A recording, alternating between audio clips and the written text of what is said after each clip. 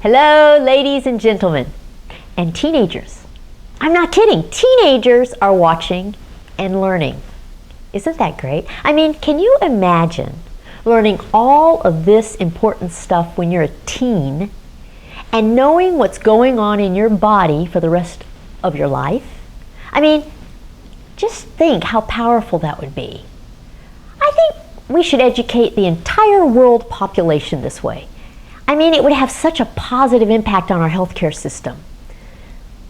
I've always found it baffling that healthcare reform proposals don't start with health education. I think education is the first step in maintaining good health, don't you? See, that's the nerd approach, and since I'm a nerd, it makes perfect sense to me. So welcome to Menopause Barbie, or Nerd Barbie.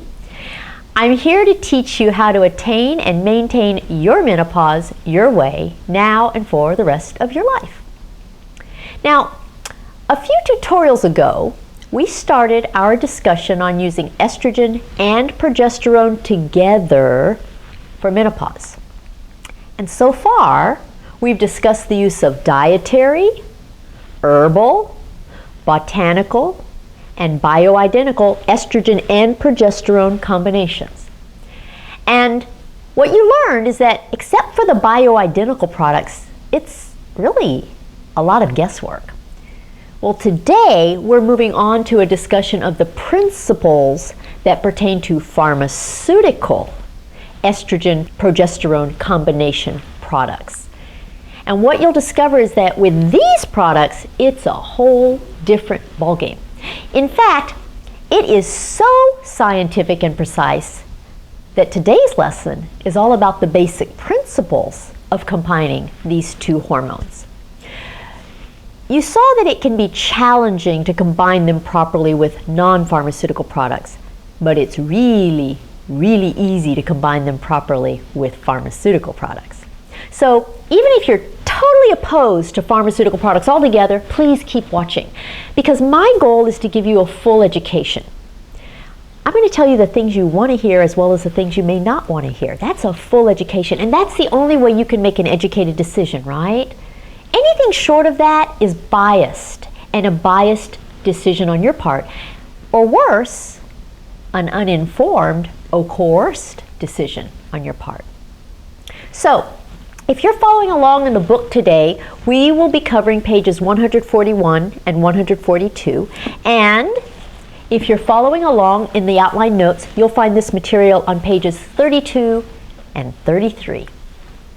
Now, the very first thing we need to do is to discuss the variables that you have to take into account when it comes to using pharmaceutical estrogen and progesterone together.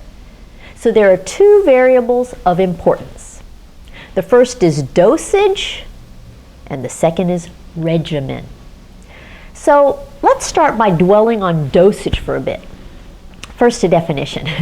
Dosage refers to whether the dosages of the estrogen and progesterone in the formulation are in the higher range or in the lower range. So now I'm going to surprise you with something, but only for a minute, okay? You'll understand shortly. The higher dosage options for menopause include everything in the birth control category. Think of it like this. It requires higher dosages of estrogen and progesterone to prevent pregnancy than it does to prevent hot flashes. So now, even though we're calling these higher dosage, all of these birth control options for menopause actually consist of low dose birth control. So they're still the safest birth control options available. And then we have the lower dosage options, and the lower dosage options include everything in the category of hormones that are designed specifically for menopause. And we call these hormone replacement therapy. And you've probably heard the acronym HRT. That stands for hormone replacement therapy. So what it boils down to is this. When you're younger, your body requires higher dosages to meet its needs than it does when you're older. Remember when I taught you that you can still get pregnant during perimenopause? And remember when we discussed the fact that perimenopause is when your periods are really wacky? Well, that's a perfect example of a time when birth control products containing both estrogen and progesterone might be the right option for solving both of those issues. But then later, when you're postmenopausal and you don't have to worry about unwanted pregnancy or wacky periods, you might prefer lower dose hormone replacement therapy. Now, the timing, when you transition from the higher dose options to the lower dose options, depends on a variety of factors that are unique to each and every woman. So, let's say you've been on birth control pills for years and you love the predictability and the complete absence of all symptoms of menopause. Oh, did I just say something that got your attention? Was it that bit about complete absence of all the symptoms of menopause? Yep, that's right. If you're on birth control when you start going through perimenopause, you won't have a clue that you're perimenopausal. You'll just sail right through it without a hitch. So if you're already on birth control and then you're a good candidate for staying on your birth control after the age of 50, you can usually continue it until you're about 55 and then just switch to the lower dose hormone replacement therapy. So this is the most attractive aspect of pharmaceutical estrogen plus progesterone options. See, if you're looking for the smoothest option, the smoothest, easiest thing to do, this is it. So for purposes of menopause, think of birth control as the higher dose and hormone replacement therapy as the lower dose. Now don't extrapolate. I am not saying that all birth control options are high dose. I'm just saying that they're higher dosages than hormone replacement therapy. Those extrapolations get a lot of people in trouble, so be sure you pay attention to exactly what I'm saying, okay? Now, let's move on to the second variable, which is regimen. Regimen refers to how you take the estrogen and progesterone. And there are two different types of regimen. First, there's something called a cyclic regimen. Cyclic comes from the word cycle. So a cyclic regimen mimics your menstrual cycles, if you're still having them. They mimic what you used to have as menstrual cycles. Remember this graph from many tutorials ago? This shows how estrogen and progesterone interact to produce your monthly cycle. As you can see, estrogen rises in the first half of your cycle and it serves to thicken your uterine lining. And then progesterone rises in the second half of your cycle and it has two different functions.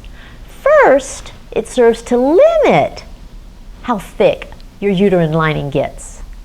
And second, it causes your uterine lining to shed in the form of a period. So a cyclic regimen mimics a three-phase pattern. First, it's estrogen alone. Second, it's estrogen and progesterone together. And third is the shedding of your uterine lining.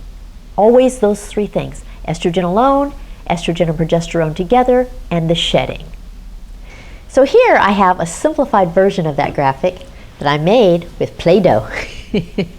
So this is a cyclic regimen. And what you see here is the uterine lining, which goes from thin to thick to thin to thick and to thin.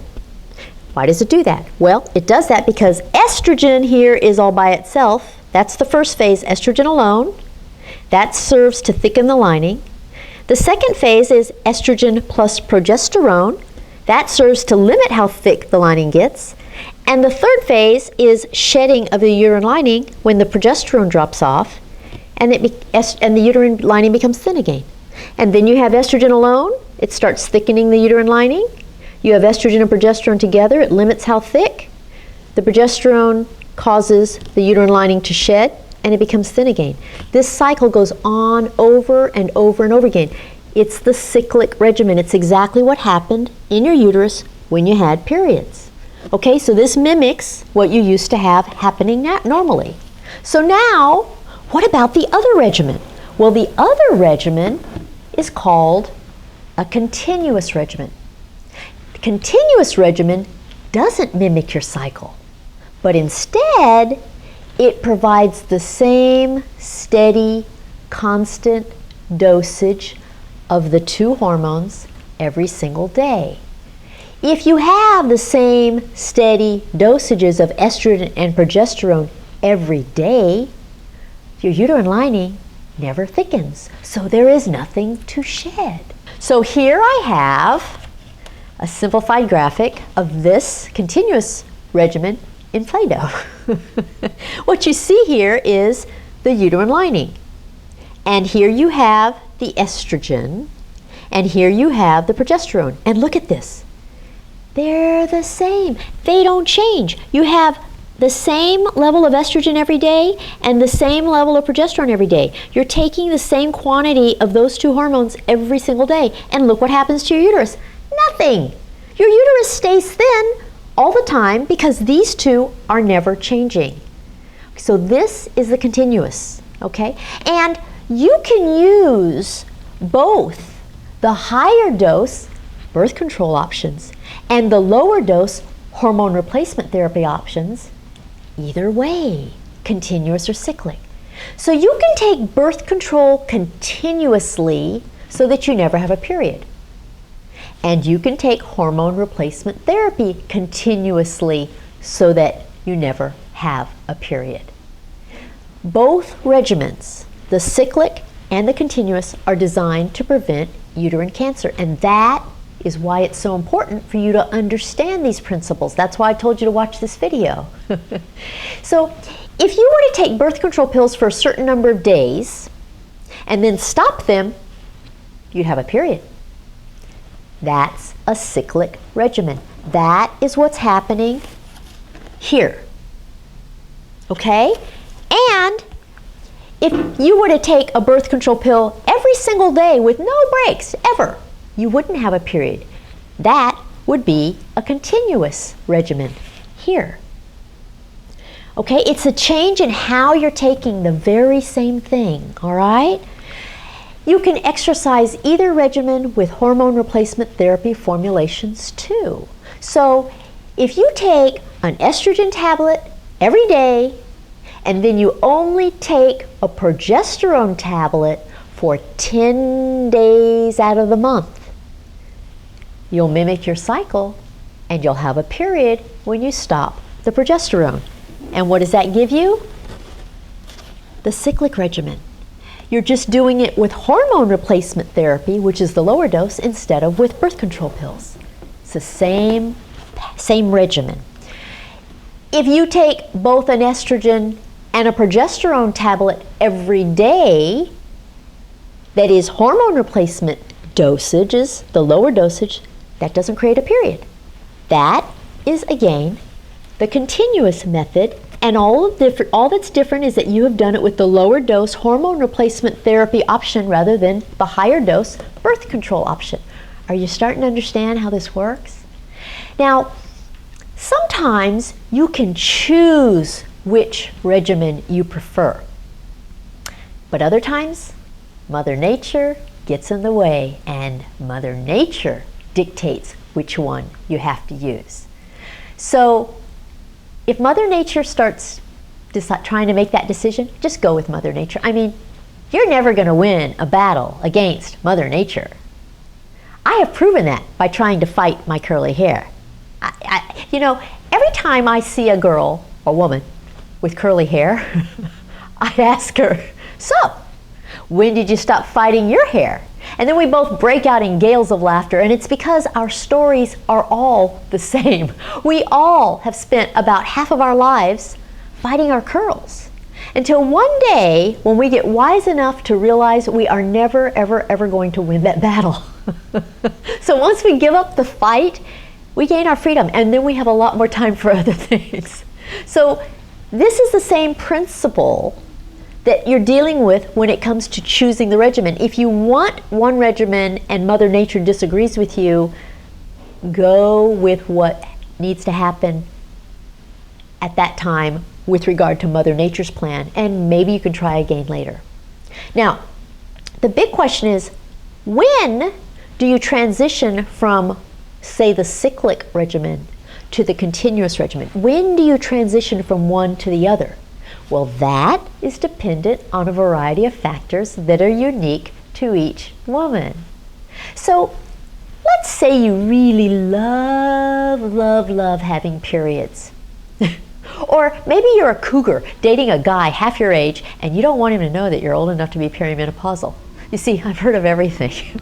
But in that case, you could continue using your cyclic regimen well into menopause. You'd be having your periods.